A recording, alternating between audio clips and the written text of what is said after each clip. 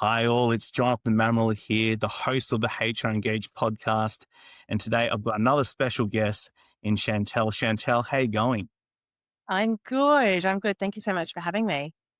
Well, Chantelle, you've got a really interesting and unique story that I'd love you to tell the world about.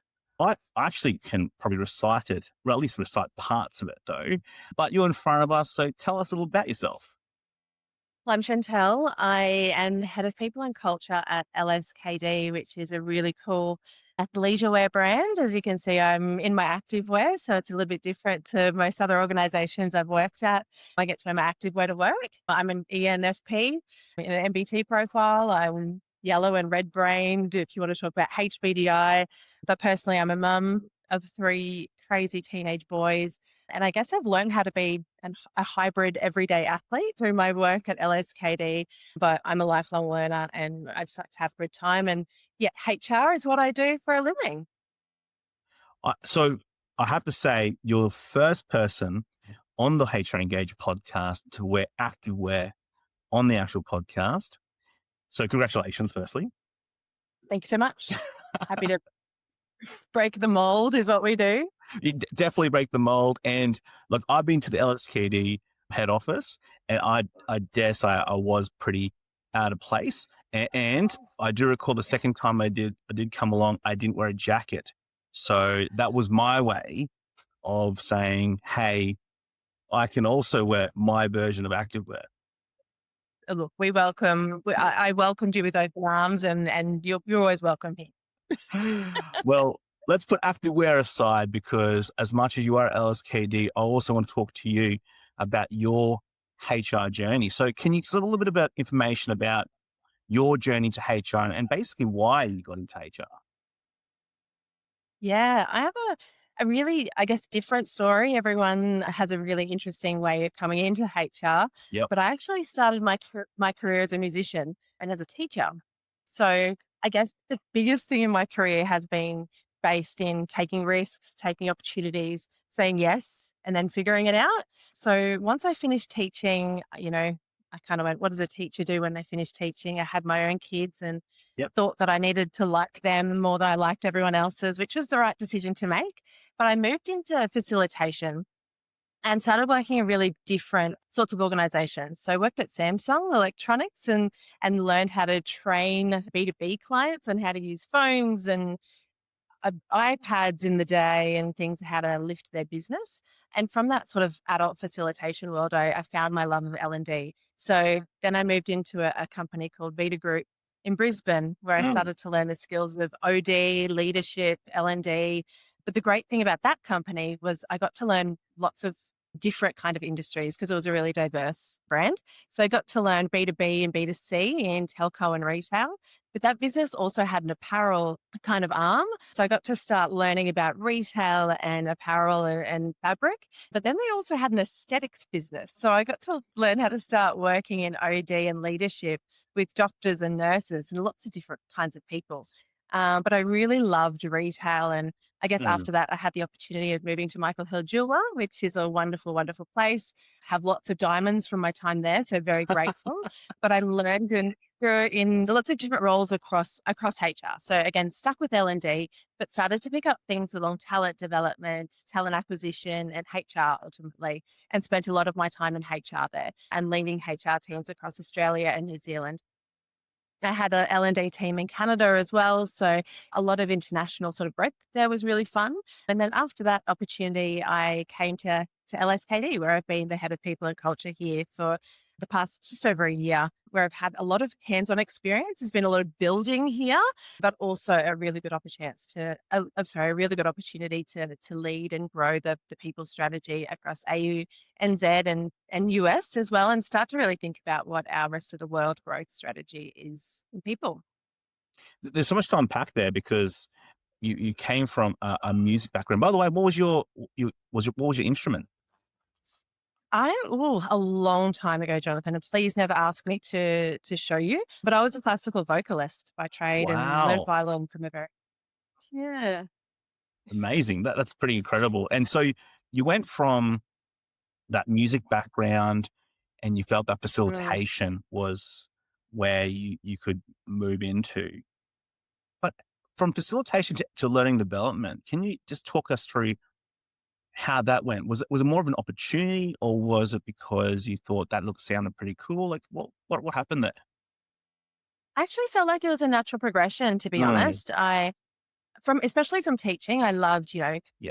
writing plans and lesson plans and curriculum and pedagogy and all of that sort of thing. And I think that's still one of my favorite parts of HR when you think about developing and growing people. So it really did feel like, instead of being the person at the front of the room all of the time, what would that be like to take a step backwards and build, those L&D programs and start to really flesh out people development. So that was kind of the natural progression of me into what started HR. So it was that people development really that got you going into the HR sphere. And do you feel that, and look, I understand that a lot of people have learning development in the human resources team. Do, Mm. and there's also a lot of organizations that keep it quite separate as well. What are your thoughts? Does it need to stay together, or are they need to be quite separate? Like, what are your thoughts on that? I think it I think it is such a benefit to keep it really tight. Mm, When you think about the entire people life cycle and growth of a team member and anything from managing talent to developing talent, those two things are so innately linked. And if you can't, create a development plan and find people's opportunities, but also their strengths, then I just don't see how, by delinking those, you can create or bring the best out in people or leaders either. So I think it's actually been a really strong benefit to me coming into this space to think about people holistically rather than just from, a legislative, law-based, ERIR background. So it's been a blessing and a curse, but it's really given me a different lens on the world. I think it's a blessing, but to that, I'm not sure what others would say. I wanted to touch on that point around your evolution into HR. Yeah. And you're now the head of HR at LSKD. LSKD, it's becoming a really well-known brand. It's Yeah. growing substantially. And you just sort of mentioned it just there that sort of there are some issues with growing. But before I Yeah. ask that question, I want to ask you why are you passionate and why do you enjoy human resource? You've had quite a few other things that you've done previously, but Yeah. why are you passionate about HR? I think when you believe in people, like people are the center of any business, Hmm. unless, it's a completely automated AI Yeah. something program business. People are always there. And when you have a true people plan that is dialed in and prioritized in a business, and that's always been a thing for me, I only want to work with businesses where people are the priority. And when they are, it really can become a business's secret weapon and it just drives that bus forward. And I think when you've got a HR team and a people team that's engaged, you can really inspire leaders to become focused, engaged, invested, not only in their own career and growing within a business, but that just spreads forth into the entire organization and really creates incredible results. So then you think of HR and people as more as of a sort of a commercial decision rather than just sometimes either the fluffy stuff or just, the fun place and the people place that sometimes we're seen as. That commercial element that you talk about there, that seems to be something that's quite important in the HR space, especially in modern Mm. HR or modern human resources. Where when did you come to that realization? Did you come to that realization as you're going through the L&D stage, or did you already see that a mile off and go, well, this it has to be a commercial element to HR? I think it was probably halfway through my L&D time as I Yeah. grew into sort of the OD space when I started to look at team structures and how teams were structured to grow businesses. That's when I really started to go, okay, well, there's a dollar figure associated to this, and when teams are Mm, structured properly, where companies have plenty of choices where they spend their money and when they invest it properly in people and when you can show the benefit of that. And I think I was really grateful to learn different kinds of business. And that's the other kind of thing that I think I really considered. I've got lots of different experience across different industries. And when HR professionals know business, not just HR, yeah. they have a really good view of how decisions are made, not just frameworks, but they also know what it's like for the team. Yeah, and they've been part of the engine room and context. They have context of business, and I think that's what really helped me frame my commercial mindset when it comes to creating strategies around people. I think what you're saying there, very much HR can go either way. It can definitely go more that commercial route, which you're thinking, and it can definitely go quite separate. And I find on the latter, they those HR professionals really struggle with getting certain projects through, or getting the resources they need, or getting the funding they need, or getting some buy-in from, decision makers or key decision makers. Has Yeah. has that been a challenge for you in any of your positions, or has that been because of your mindset and mentality? It's actually been something that you embrace. I think it's always a consideration, and it definitely Mm, has been a challenge. But when you can come to those meetings and, come face to face with your CEO and have your business plan in front of you, you're much more likely to get either that resource approved or that HRIS or whatever you need, because you've considered sort of the benefit and the ROI on whatever you're trying to get across the line, rather than just we're going to do XYZ, and because that's the way they're thinking. When you can meet someone where they're thinking, you've got much more, your chances of getting something across the line are much greater. So, and now that's the first thing that I think, whether it's asking for new software, asking for a new team member, asking for anything, it's always what's the cost to the business.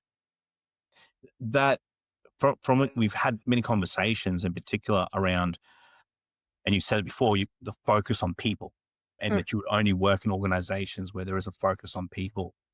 Now, you're heading the HR side at LSKD, and I know that's really been a huge factor in what you're trying to mm. bring to the team. Can you tell us a little about the culture and what types of stuff you brought in to have that people focus?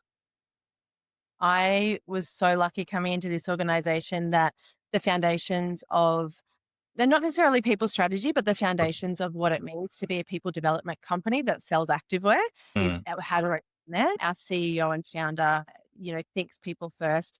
Our CFO is one of the most people focused CFOs I've ever met, which has really challenged me in lots of different ways. And my leader is fantastic as well. So I think for me coming in with, the thought pattern already that we hire people who are hungry, humble, and smart.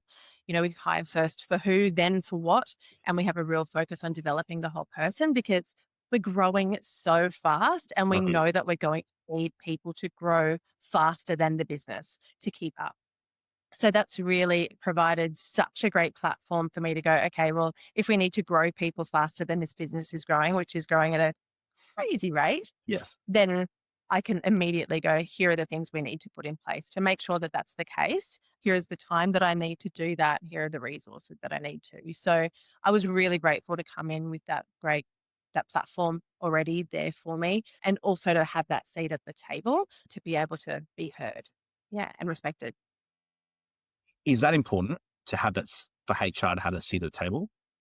Oh, absolutely. Yeah. Absolutely. I look at businesses who then they're the people teams. And a lot of the time when I talk to businesses and I ask them about their people structure, or even, what's the role of people and culture in your organization? And when it's hidden down in a structure under some strange head of something and pushed into the corner, and, we've just got a team that just deals with the problems, that's Mm, immediately a red flag. It's a yeah. huge red flag. Those businesses can still absolutely be profitable. That's without a doubt, but it's just not where I would, not where I would thrive, and not how I like to work, because for me, people come first, and then the dollars follow. Yeah. Yeah. And I wanted to just pick up on something you just said as well about LSKD in particular, just because you work there and you're really heading that cultural side. It seems to be a reflection of the brand as well, right? Is that whole people first mentality? I mean, it makes a lot of sense. Do you think has there been a challenge when it comes to, like, you have the growth and you've got the Mm. ideas, and then you want to implement different culture, and potentially that is a little bit different to what people been used to? Have you found that, or has it just been about, it's a journey just like anything else, and you just got to, work that through, plan it out. Yeah, I think I love that. It's a journey. Absolutely, it's a journey. I'd say that the biggest challenge that we have is, I want to say tenure, but I almost mean tenure of experience in leadership and people Right. thinking. A lot of the team that we have, our average age is quite young. They're 27, and they're probably in their first leadership role, their first meaty leadership role. Yep. So they have their heart in the right place. They are the right kinds of people. But when you think about people capability, leadership capability, they're not quite there yet. So some of the decisions they're making, they don't quite know how to have the right conversation. They don't quite know the process to follow because they're so early in their career. So Mm. we've all got a really blank slate to play with, which is great. And they're coming with a really great, their values are aligned, their mindset is aligned. So we're in the best possible position, Yep. but it does take time to build that capability without, a leader coming to PNC every 2 minutes to say, I don't know how to do XYZ, or can you do this for me? Yeah. Because as we know, if you don't have strong leadership and they don't know how to have those discussions, everything will fall back on PNC. And while we are the curators of culture and the curators of, people strategy and people, we're not wholly responsible for it. That is everybody's responsibility. And that's probably been one of the things that I'm really passionate about and forthcoming about with my leaders is this is our responsibility as a shared team, but it's not something I'm going to do for you all of the time. I'm going to enable you to do it. It's our responsibility collectively. I mean, that seems to be definitely the way that modern HR is definitely evolving. And of course, there's a lot of people that push back against that, of course.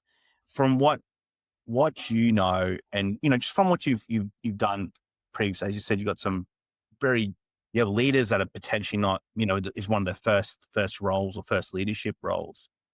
Mm. How does that differ in terms of conversation to, say, people that are quite senior in their role, or very senior people in their role?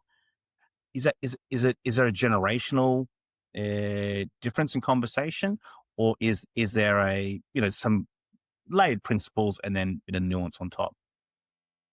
I probably prefer the brand newies, to be fair. Uh, it's much easier. Look, in previous organizations, I definitely worked with, different generations. And Mhm. I would say that I don't think it's generational. I think it's mindset driven Yeah, because right. I've worked with leaders who have more experience and that who are older generationally, but who have a really open growth mindset. Those people are so open to doing things differently, to evolving their own leadership style. And I think that we should be evolving our leadership style at any age. So I don't think it's necessarily attached to an age or a generation. I think it's mindset. Yeah, that's really interesting. Now, I wanted to maybe change tact a little bit, Yeah. because there is a lot of, I would say, early career HR professionals that listen to this podcast. I'd love you to maybe time travel a little bit back to early career Chantelle. What advice would you have for early career Chantelle? Oh, she was very different. So, No active wear. She wasn't very active wear. It's like, well, I think that's the thing, Jonathan. I think that's really aligned to that advice, because to do your best work, you need to become your best self, yeah, and you're the only one of you. So I think when I was entering HR, I mm, thought that HR needed to look a very different way than yes, what I look today.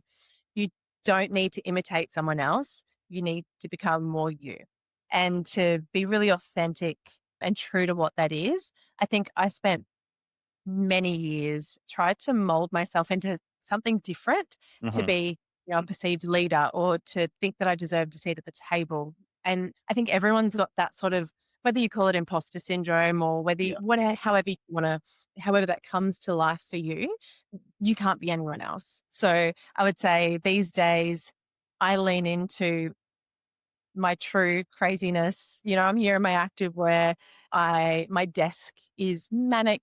There are sensory toys everywhere. My team just go with flow. I love a laugh, but I'm bloody good at my job. And I Hmm. think you can be your true self and be an expert as well and have the best time doing what you're doing. You will bring others along for the ride. They'll want to be around you and they'll be inspired by the way that you lead. So that would be my advice, of just become your best self, know who you are, and bring that to whatever you're doing. That's such great advice. Look, I know for a lot of early career HR professionals, it's a challenge. There's no doubt Yeah. about that, especially coming into maybe an era of a lot of change, whether it's workplace legal change and also technology change, a lot of change happening. But I think that advice of, look, you don't need to mold yourself to something else, maybe lean into who you are naturally, because it's going to be a little bit easier to do that anyway. Yeah. And I think that's a really good piece of advice, as opposed to getting yourself worked up, trying to be something that basically you're not. Yeah, you just use more energy there, Mm, and other people around you, they pick up on it, or yeah. you can't forever, you know? So, and it's hard as you're growing up to figure out who you want to be in different areas of your life, and how to get that seat at the table by thinking that you need to be something else or someone else. And as long as you're super open to learning, there will be new technology, there'll be new trends, there will be new legislation around every corner, Hmm. and you will know everything. Surround yourself with great people, have great partners, have a great lawyer like yourself to help you along the way. And you'll get there. But you can't do that. You're not, you know, if you're not who you are. It's not Yeah, very fun. that's great. And I like the idea of, Yeah. like, yeah, have a bit of fun with it. That's fantastic. And I think that's good. I'm actually sitting in the room. We've got our values Yep. in each meeting room, and this, so enjoy the journey. So have fun, be yourself, embrace diversity. It's one of our core values here. But you know, it's difficult. It's really difficult when you see others, you know, much more experienced than you. So Well, now I want to ask you the question about the experience. So we have a lot of experienced HR professionals also listen to the podcast, you know, who are in lead roles, who are head of roles, have a seat at the table, who don't have a seat at the table. What are the two big pieces of advice you would have for any person in human resources or is currently in HR? yeah, I'd say the first one is to get experience in the business that you're in, and get Mhm. experience in business, not just in HR. The best HR professionals that I've worked with, been worked alongside, they understand how that business actually runs, and not just the policy or the process or the theory. So, a lot of great HR people have worked in like operations or in sales or whatever it is. But they know what the P&L looks like. They know how decisions are made, and they get it. They get the business. And from that, they're able to create and strategize in a way that fits that business that they're in. So I'd say that's one of the biggest things and biggest pieces of advice. And the other one that I would say in some businesses is not to wait for a culture to come to you or to be given from, your key leadership team or your exec team or whatever it is. Take responsibility for creating it. And I said before that, it's not just on people and culture or the head of HR or whatever it is Yeah. to be solely responsible for it, but it is our responsibility to stand for that and to drive those behaviors, the capability, the feedback, the accountability. It's our responsibility to be that person for the businesses that we work for, and to hold our leaders large and to set the standard. So I would say that to take the reins and do what you know is right for that business. Okay. Yeah. So I think what you were saying there is really interesting around taking the reins, as you say, taking the reins of Yeah. the organization, but also knowing what actually makes the organization tick, know the actual organization. I think there are really two really key points in to make, to ensure that you've got a great HR role or a great HR career in particular. Now, I've had a few people reach out to me recently, Chantelle, and this sort of question just came to my head. And a lot of them are in, I'd say, maybe it's a bit of the Christmas blues, but they're a bit, Uh, they feel a bit stale. It feels a bit mm, stale. They feel that it's, it's not going where they were hoping. What do you say to those HR, really senior, mature HR professionals who are going like, it's a bit stale, not sure where this is going? What do you have to say to that for them? First of all, take a break. The stuff that we deal with is heavy. Mm. And I think a lot of this time of year especially, Yeah. it's been a big year, and I think we hold a lot of that for the teams we work with, the businesses that we work with, the leaders that we work with, and that can take a real impact.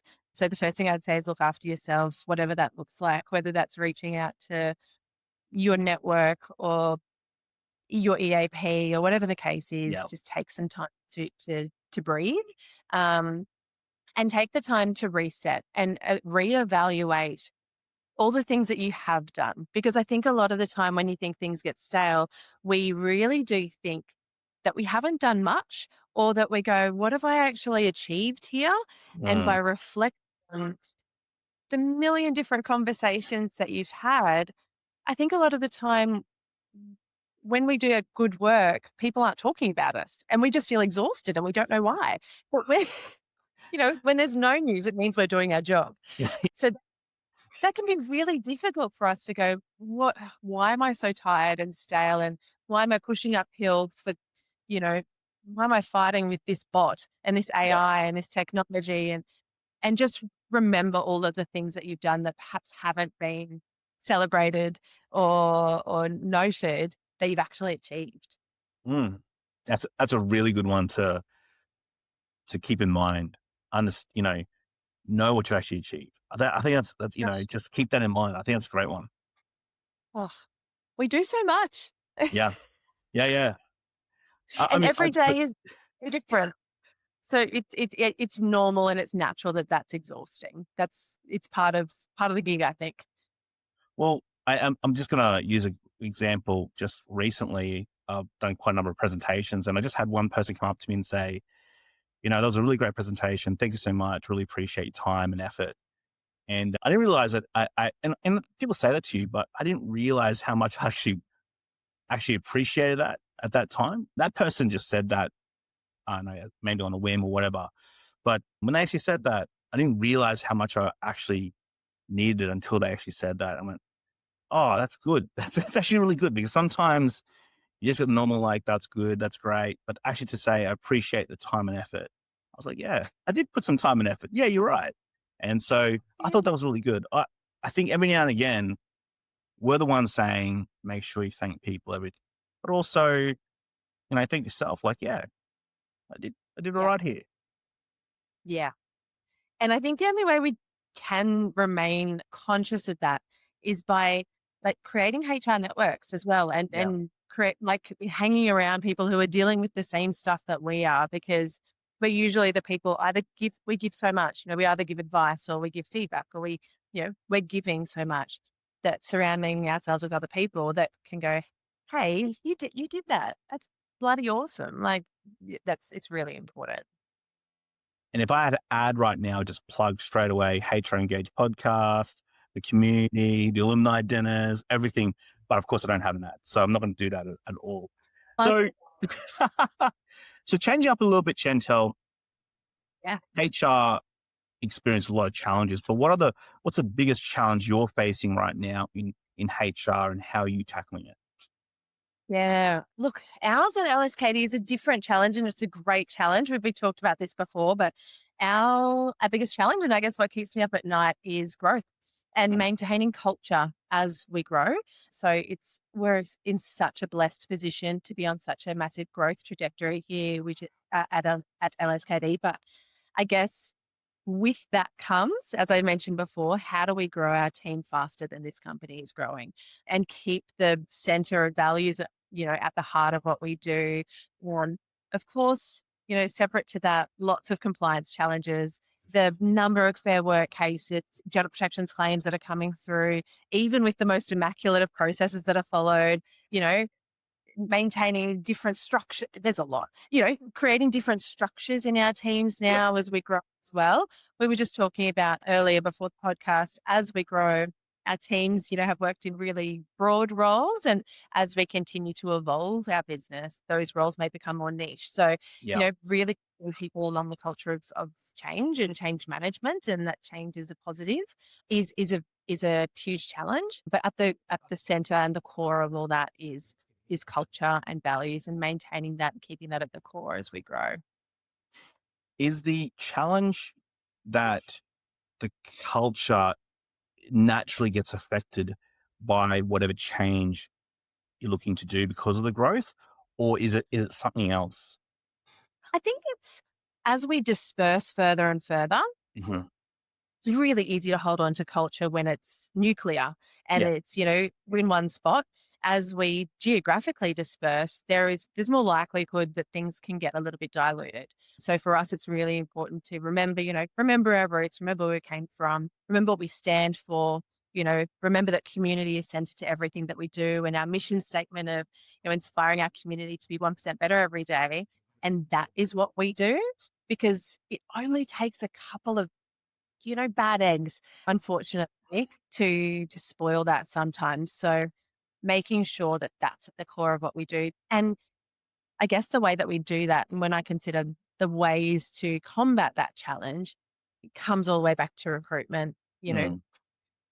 Who are we bringing on? We take a much longer time to recruit team members to make sure that they're the right fit for us. They're the right, both parties fit together, and being really on top of, performance management, managing our talent, our people processes, and making sure we're respectful all the way to the end of of a team member's life cycle too. So making sure all those processes are in without being over processed and policy for policy's sake, because that's definitely not how we roll.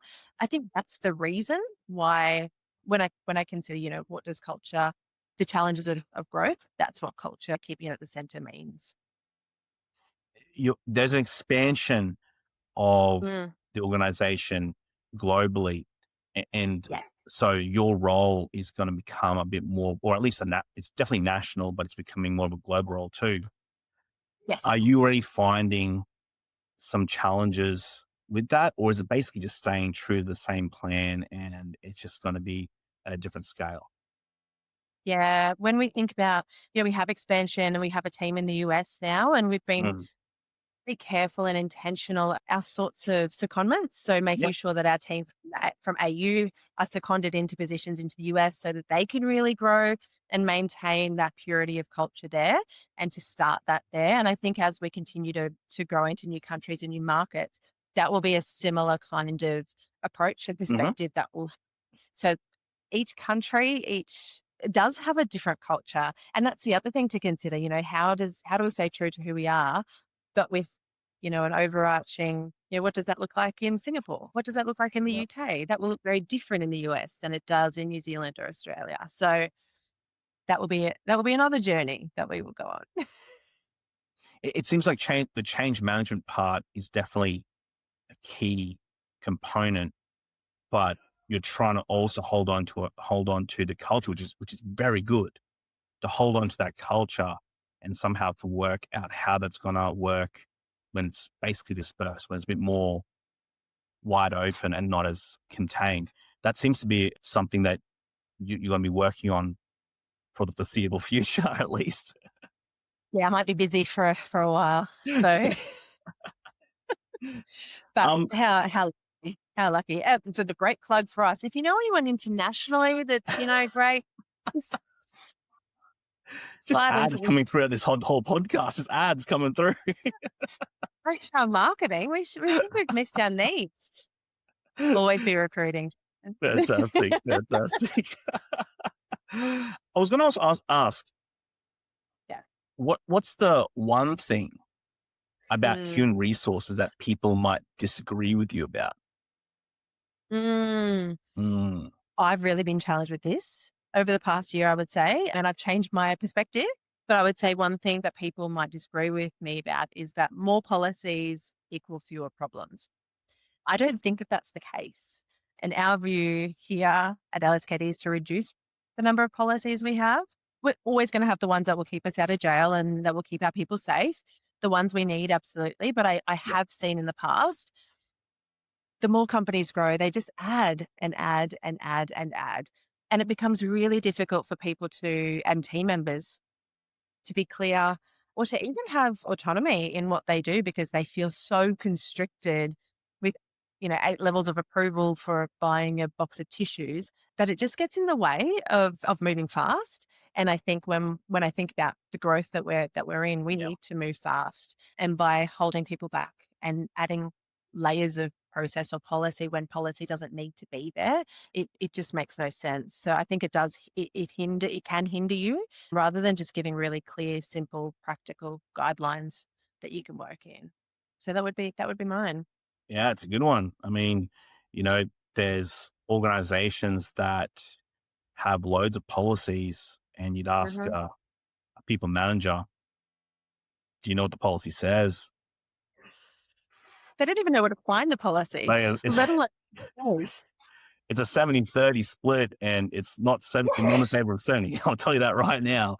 Yeah, you're right. You can get too policied up and potentially, and look, there's many reasons why, acquisitions and mergers, and, there's, maybe that was implemented through, people taking stuff from maybe larger organizations and implemented it, which was not a fit for purpose. Like, there's many reasons for it. But I think in particular, you're a great case study in that growing company trying to keep that culture, even though the growth is super fast growth.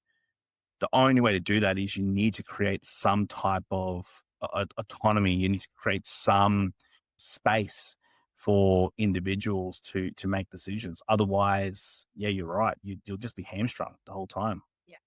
Yeah. And to be honest, I think I've been challenged. When you find people that do the wrong thing and you go, oh my goodness, we don't have a policy for that. Let's write a policy for that. But then you go, okay, well, am I writing a policy for the one person who's done the wrong thing? Or is this actually a risk to the business that I can see large scale? And really challenging myself with, do we need it? And sometimes the answer is absolutely, because you need clarity. And other times that was just a bad egg. And, that was always going to happen. It didn't matter if the policy was there or it wasn't there. We were going to have to deal with that anyway. I think it's the same with HR in terms of thinking about as you say, the bad eggs. Are you developing, that document or that policy or that contractual term or whatever the training is for that particular situation?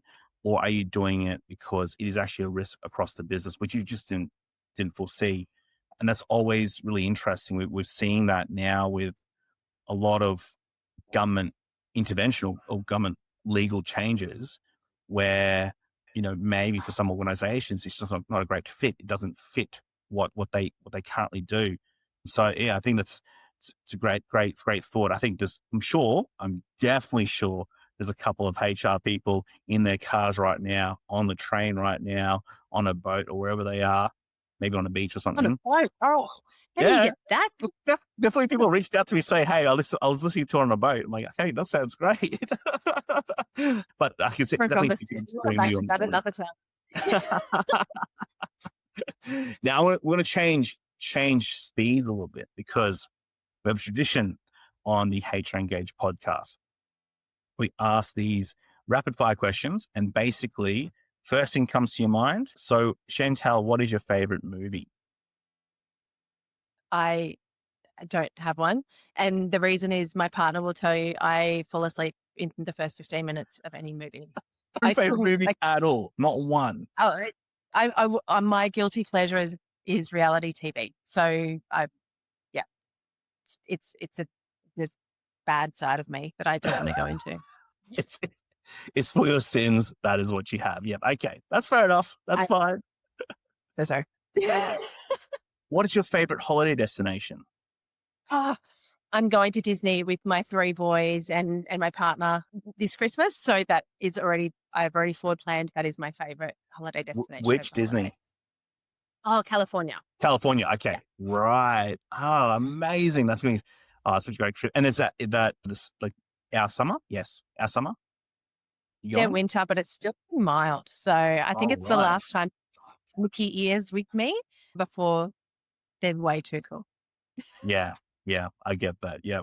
Okay. Yeah. Oh, that sounds really exciting. That's great. And apart from family and friends, who has inspired you the most? My high school music teacher, actually, she was probably the person that taught me to care about a whole person. She was creative. She was brilliant. Yeah, still Oh, love her dearly. Yeah. oh, fantastic. Oh, that's so nice. I mean, I think teachers everywhere probably don't realize the impact they have on some children. And yeah, I think that's amazing. Yeah. My hero. She's a great one. What's the thing you do outside of work that you're passionate about or keeps you going? I'm going to say fitness and learning, Yeah. especially this year. I've really focused in on my goals. I am not, well, I have to stop saying I'm not a runner. I'm working on my running, but I'm very passionate about getting faster at my 5Ks. And I love learning. That doesn't stop ever. Yeah. Fitness and learning. Fantastic. And tell us something about yourself that people don't know about you. Well, I was going to use that I'm a classical musician by trade. I mean, My something. that's pretty cool. No, Yeah. Yeah. cool, right? Yeah. It's one of the things I just never would have seen as a step into HR. So it's That come from no, anywhere. that is actually pretty cool. I did actually know that about you, so that's actually a really cool little thing. And just so we know, so classical vocalists, is that what you're saying? You're classic vocalist, Many, yeah. many moons ago. Yeah, there's been way too much red wine in my past. That means that I can no longer do that as well as I used to. So it was, yes, So classically when I was a trained young one. vocalist. Yeah, Yeah, amazing. And yeah. I'm going to ask you a question, but was there a style of music that you gravitated towards? Operetta, German leader was my Yeah. thing. And now I just love going to musicals and, belting in my car and my kids telling me to be quiet. So that's really more of where we're Wow. at now, unfortunately. That's that's awesome. That's so good. Now, a couple more questions to close it off. If you could Yes. recommend a book, movie, TV show, or podcast to listeners, what would it be and why? Aside from this podcast, Of course, the HR Engage podcast. well, Yes. great podcast. I think that would be at the top of my list. I have two incredible books. Actually, I've got a couple of incredible books that I love. One of my favorites is Legacy by James Kerr, stroke All Blacks, but so many great leadership lessons in there. One that has sculpted and has formed our recruitment and our people strategies, The Ideal Team Player by Pat Lencioni. It talks about hungry, humble, and smart as three key attributes. But I've just reread The Culture Code as well by Daniel Mm. Doyle, Skills That Makes Great Culture, Safety, Vulnerability, Purpose. So yeah, really good people focused meaty books.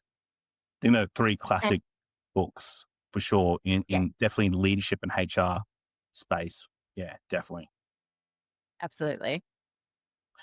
It's been a really good discussion. I mean, the classic vocalist thing I had no idea about. So that was probably the, the big surprise for me. It wasn't surprising to turn up in your active wear. So that did surprise me. That did surprise me. Yeah, you got to be prepared at all times. You're lucky I haven't asked you to come in for a sweat yet, Jonathan. We could do full. Yeah. I don't know if that's going to go that far. but you guys have an amazing gym upstairs. I mean, look at that gym. It's incredible. It's so good. And the energy from the people in the building is so incredible. And that is a testament to what you are doing there in terms of one wanting to go to an organization and always being attracted to organizations where people came first. There's a people focus. I think that's incredible. And knowing that, but understanding that there's some challenges with growth and different types of growth. There's change management, there's global growth, there's change management around that, but just trying to still keep that culture as much as possible, which basically it lines up with the branding of LSKD. And pretty much, I think all that lines up really with your personality. And I think what you've talked about today, which is that real a focus on culture, but not just saying it. I think a lot of people just say it, but you actually truly believe it, genuinely believe it, breathe it. And I think it shines through to your team as well. Your whole Thank HR team are very, very similar in the way they think. So, today was pretty much a reflection of what I've seen you. previously. I think those tips about as well for, I suppose, the younger players or the more early career players, that to sort of lean into, who you are already, as opposed to trying to go against that and try and, fit in somewhere else. I think now with such changing workplaces now, I think it's much more easier to do. So I Yeah, think that's a really great tip. And I think the other part which I thought was really interesting is you don't believe that there's an intergenerational difference, but it's a mindset difference, and that the good. mindset is actually more integral to training, getting the leaders to manage, because managing people is difficult. It can be difficult.